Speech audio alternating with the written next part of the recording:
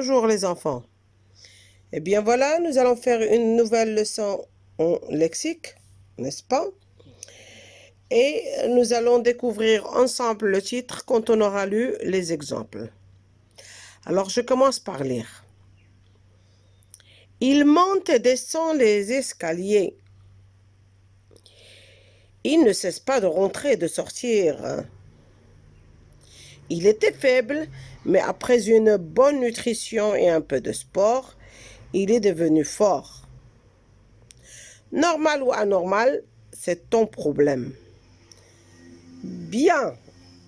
Alors, qui peut me relever les mots qui sont soulignés? Oui, il monte et descend. Rentrer et sortir. Faible et fort. Normal et anormal. Très bien. Alors, que peut-on dire de ces mots? Eh oui, ils ont un sens contraire. Ce sont des contraires. Ils ont un sens opposé. Ce sont des antonymes. Bien.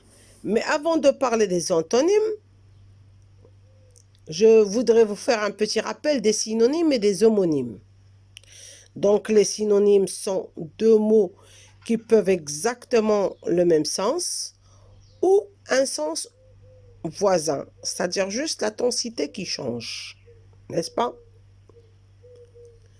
Donc, les synonymes sont deux mots qui peuvent avoir le même sens ou à peu près le même sens.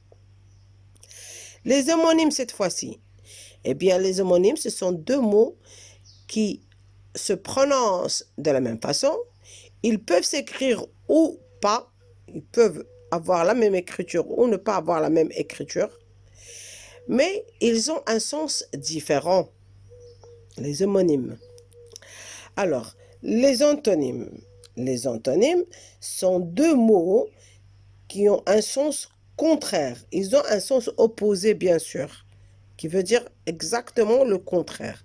Alors, monter, c'est le contraire de descendre. Sortir, c'est le contraire de rentrer. Et faible, c'est le contraire de fort.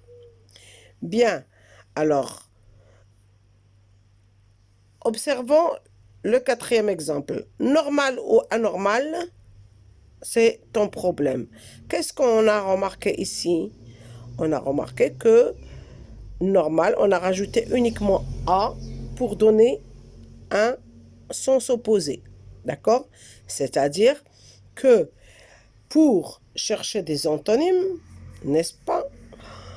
On peut chercher un mot contre un mot, c'est-à-dire fort et faible, ou un mot précédé par un préfixe qui exprime un sens contraire, n'est-ce pas? Comme ici.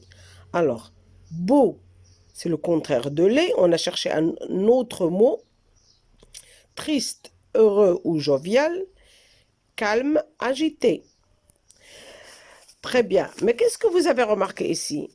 On n'a pas le droit de changer la classe grammaticale en donnant des antonymes. C'est-à-dire, si on vous demande un verbe comme ici, monter et descendre, sortir et rentrer, vous devez respecter la classe grammaticale. Vous ne pouvez pas répondre par une autre classe grammaticale.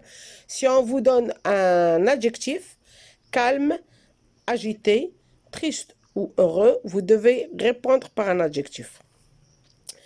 Et ici, connu, inconnu, qu'est-ce que vous avez remarqué?